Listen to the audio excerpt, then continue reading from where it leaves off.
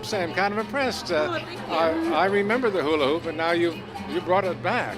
Definitely. It's revolutionized into a new form of dance, exercise, and performance art. Well, you've certainly made good use of your hoops. Do you use more than two? I have done 3, but I need to practice more with 3.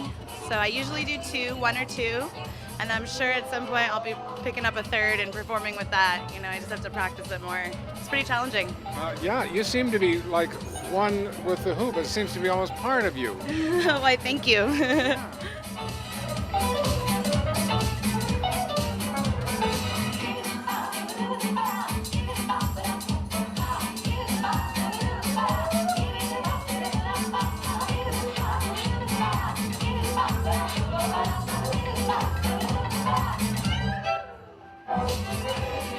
The subject of the belly was pushing everybody's buttons at the Queen Mary in Long Beach. Belly dancing as an art form was center stage as legions of dancers converged to compete, perform, and demonstrate their passion for this fiery dance phenomenon. We're at Cairo Caravan. It's the annual convention of the Middle Eastern Cultural and Dance Association.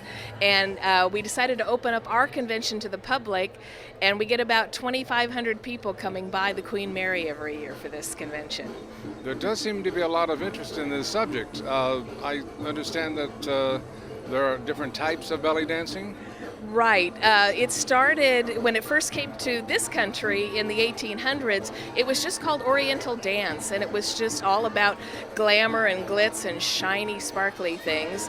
And when it got to the Chicago World's Fair in 1893, one of the Chicago reporters looked at the ladies fluttering their abdominal wall and said, "That's belly dance," and it has stuck ever since. And so we've got the glitz and the glamour from the old style, and then we have the new tribal girls who are a little bit more dark and more covered in my style of dress, and then we have blends of the two of them, and they call that fusion. So you're going to see all of that here today.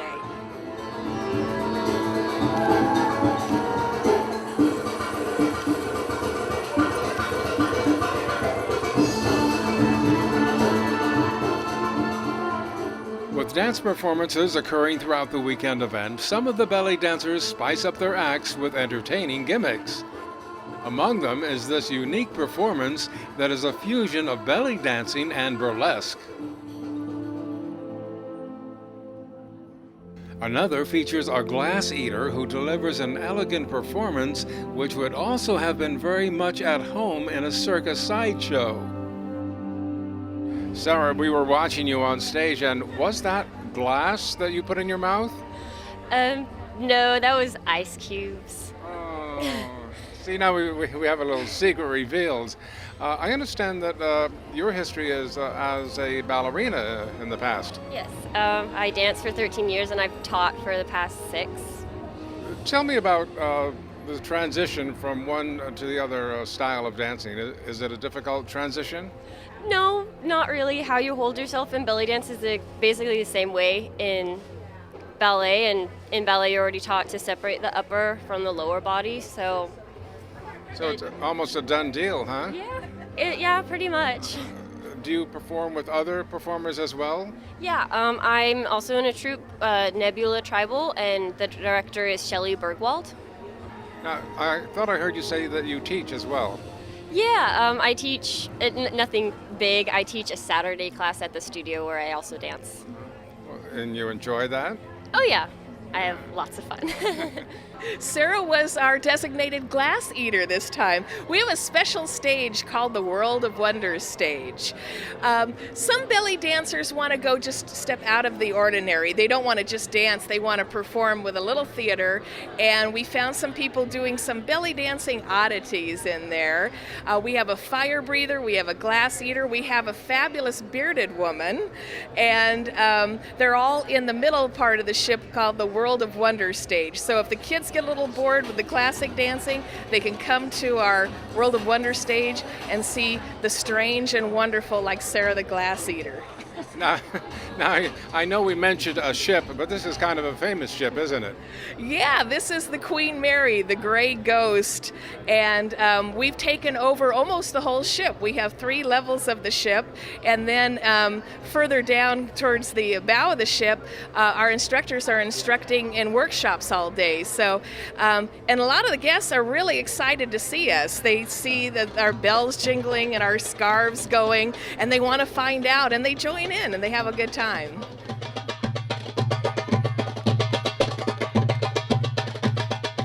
Besides the dancing, visitors are awed by the troves of belly dancing paraphernalia which line the aisles of the 3 decks.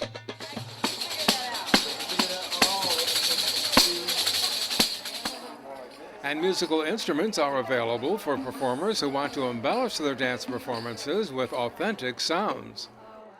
Ted, what is that you're holding in your hand? Yes, this is an instrument called a sensemia from Egypt, and it's an old instrument. I don't know how far back it dates, but it's a type of harp, and basically it's played by, you mute the strings in the back, and then you unmute the ones that you want the tone to come out of. It's a very subtle instrument. You're not going to be able to hear anything right now, and then it's also plucked, with a soft pick. So. How does it relate to belly dancing?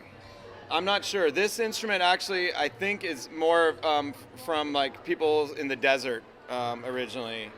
And talking to a gentleman yesterday who knew about this, he said that even the bodies used to be sometimes made just with cigar boxes, for the resonator, and then this traditional thing here. So, but I've got a lot. Mostly, since this is a belly dancing event, I brought instruments that are made to go with belly dancing. The main one being the doumbek. This is the classic goblet-shaped drum from Egypt. And these are aluminum cast drums with mother of pearl inlay designs. I'm also featuring the Issam Hushan Rick. Issam Hushan is a famous doumbek player with the Belly Dance Superstars. And he has a line of custom instruments and accessories that he's had developed in Syria. And this is one of them. This is a professional level rick, which is a type of tambourine from Egypt, but this is actually made in Syria. Hardwood, really pro level, comes with a custom bag.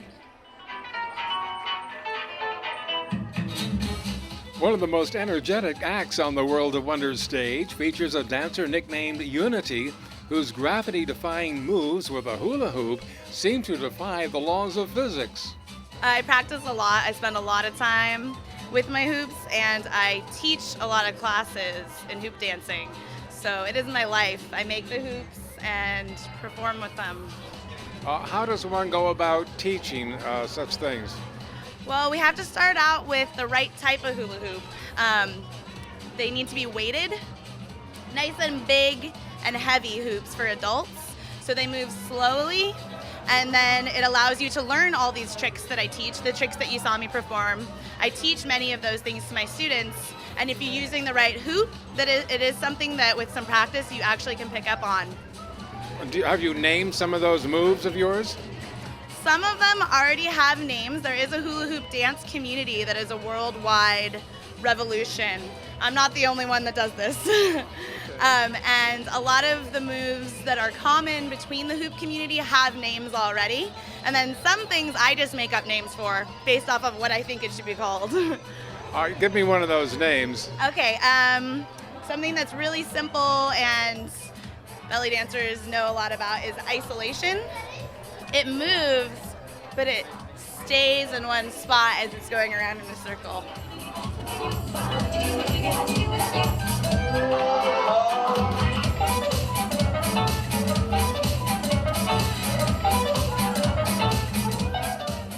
If the hula hoop performance seems to stretch the boundaries of this dance form, imagine being one of the few male performers to excel in this hugely female-dominated field. It's definitely a lot of fun. I mean, at times it's very challenging because it's a physical art form, but I come from an athletic background and I've been involved in dance from a very long time. So my approach is very Western to this, to a lot of these Eastern dance forms. So, but it's definitely a lot of fun because I'm teaching the foundation of the movement vocabulary, and then also teaching my own style of dance, and then also trying to teach it to all these people who have very different styles. So, but it's definitely a very rewarding job. But I love it. What is your style of dance? My style of dance, it's definitely rooted in Middle Eastern dance, but I pull from my own dance background because I have a big history in Polynesian dance, and then African dance, hip hop. So pretty much any dance that I could get my hands on, and that I still do, I kind of fuse it and make it my own. But I just sort of root it in belly dance and just put a bit of an athletic and artistic twist on it. Sounds like you put all that in a blender and it came up with your own personal style. Pretty much, yeah. That's a big thing that's involved in belly dance now. It's a fusion style belly dance. So just taking a bunch of different styles of dance and fusing them together, but still having them rooted in belly dance.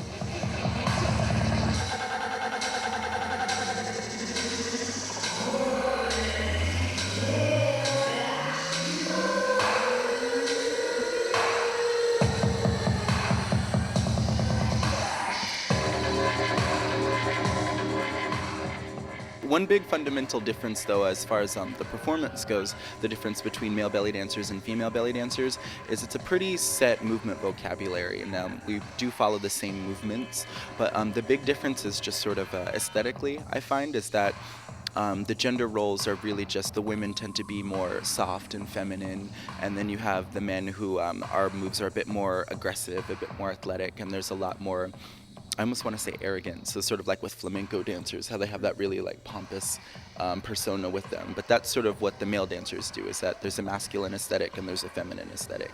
And being a male dancer, I definitely embody more of the masculine aesthetic, and I bring a lot of strength to my performances.